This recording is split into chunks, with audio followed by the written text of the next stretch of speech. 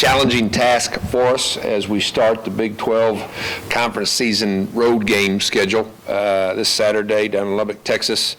Very, very good football team with great skill, certainly with a quarterback that leads the way.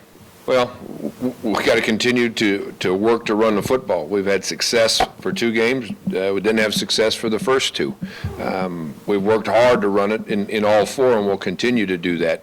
How much Mike's a part of that, how many carries he gets, et cetera, would change by game, could change in the course of the game. But Mike's going to be very active.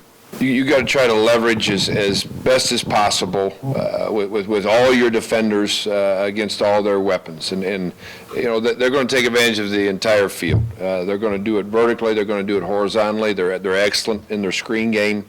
They're running the ball effectively, and part of the presence of the 3-4 defense has been to try to get us that leverage, to try to have enough guys on the perimeter for that passing game and enough guys close to the interior to defend the run game and such. So, a 60-minute effort of trying to stay in that type of position and then running and pursuing and giving great effort to finish the plays as quickly as possible.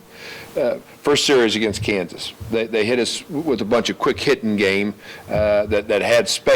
As the game wore along, that space decreased as our players got accustomed to it. Well, you got to get them as used to it as you can from today until Friday, and then Saturday get there as fast as you can when you realize game speed and what it is that they're trying to do to you.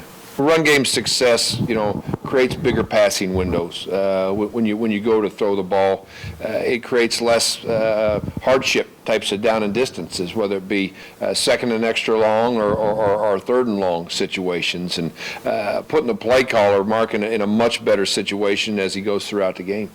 I think that's fair to say, and yes, this is one of the reasons why we went to it. There were pieces of it that needs to be played much faster from what we saw on Saturday for what we're going to see this week and in the next 8 weeks of the season. But yeah, every coach, every player likes a challenge, and this will be a great one Saturday afternoon. I don't know if 2 games, you can say we've been consistent. We've done it back-to-back, but I don't know if there's any consistency yet in a running game. We do it a third and do it against a second Big 12 conference opponent, then you might say we have something there. We're working hard to really utilize 6 guys as far as ball carrying is concerned in the run game. Tyler has been diminished a little bit, but that's because of Mike's level of play. Tyler's health is fine. Mike jumped on it early again Saturday and stayed productive throughout. But when I say 6, I'm talking about Mike, I'm talking about Tyler, I'm talking about Trevor, I'm talking about Joshua, and then both quarterbacks, Sam and Joel. Those are all guys, if they're on the field, you've got to respect from the run game standpoint, trying to put a scheme together to utilize them. You'd like to believe the confidence level will be higher than it was a week ago with us being 1-0 in league play and a chance to go on the road for a second time. We felt we played decent on the road the first time and anxious to get down to Lubbock and see where a heightened confidence level will allow our play to rise to.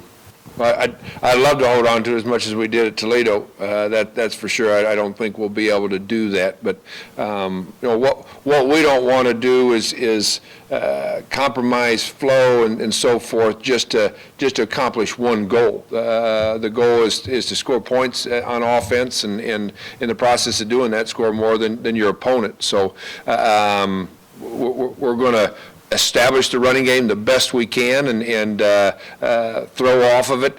If the percentages end up higher on one or the other, for us to be productive, so be it in this ball game. But we don't want to end up in a shootout, so to speak, this weekend down there in Lubbock. It would be dangerous for other people to do that. We're not doing that here in Ames, Iowa. We're very respectful of the run game and took quick notice of that yesterday as the tape rolled. They run the ball very effectively, and they're committed to running the football. You have to. I mean, you're talking about outstanding football programs You're talking about a Texas Tech football team that started extremely fast and then ran into the second and third ranked teams in the country. I mean, obviously we're on the eve of doing that ourselves. They just beat us to it. Great football teams that they've lost to, that they competed with very well. Got a chance to watch the TCU game a good bit of it on television as it happened live, and then certainly the other ones on film. But when you're in the Big 12, that competitive edge comes out in you every Saturday because you're going to get a great opponent. Texas Tech is the next one up. Well, it's actually a goal that we've met every week is hitting our explosive plays. I want to say we had 11 according to how we rate them Saturday versus Kansas. We're getting more big plays out of the run game that certainly are helping that, and have left a couple out there in the pass game in our opinion. Big plays can be game changers, but they certainly can ignite you from a momentum standpoint too. And yeah, they got to stay an active part of what we're doing. And what? I think in a way it is. Part of these offenses. I mean, there's triple ops to them, so to speak. You're having to stop the inside run as well as a perimeter play on a play. So I mean, it's come full circle in a ways. It's just doing it in a different fashion. It cycles. It cycles, and right now, offenses are taking advantage of the rules. They're taking advantage of the athletes, and they're taking advantage of the whole football field.